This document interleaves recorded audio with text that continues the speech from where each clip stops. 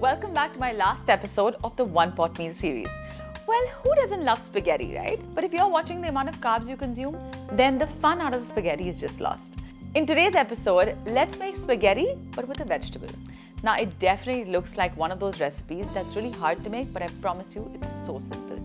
And maybe, just maybe, there's a possibility that you may not want to go back to traditional spaghetti after this. As usual, all the ingredients and the quantities are in the description below. Let's get cooking. Step 1. I need you to preheat your oven to 400 degrees. Take one medium-sized yellow spaghetti squash and carefully cut it lengthwise using a knife. We'll only need 1/2 for this recipe. Step 2. Scoop out the seeds and the pulp using a spoon. Don't toss the seeds. You can actually roast these later and have it as a snack. Now step 3. Once all the pulp is removed, right, brush the insides of the squash with a little bit of butter. Give it a sprinkle of salt and pepper as well. And now you're going to place the seasoned squash upside down on a baking tray. Don't forget to grease the tray. Now, use a fork to poke a few holes as well because this allows the steam to escape so it cooks evenly.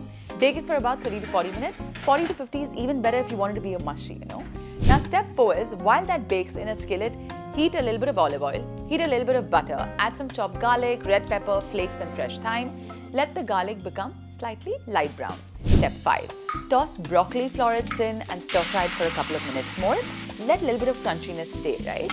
Add few other vegetables. You could put bell peppers, zucchini, even mushrooms. It's totally up to you.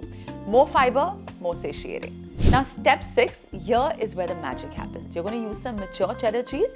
Stir it properly so it becomes like a creamy garlic cheese sauce.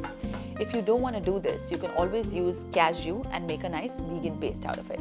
I've used grass-fed mature cheddar cheese because it's low in lactose and casein, a lot easier to digest. I think a spaghetti that's not saucy is just not fun.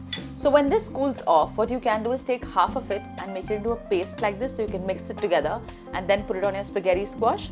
But if you're someone who doesn't have too much time, then you can pre-make this and keep. It lasts for a long time in the fridge. Step 7. Now, once the squash is baked and it's cool enough to handle, take a fork and actually light scrape and remove the baked squash strands. This becomes your spaghetti. Step 8. Pour this mixture onto your squash, mix it all up, and here you have your one-pot meal ready. You can actually throw some toasted almonds on top because it makes it a lot more crunchier. If you're going to give this a try, post your comments and let me know. Plus, if you want more such recipes, stay tuned.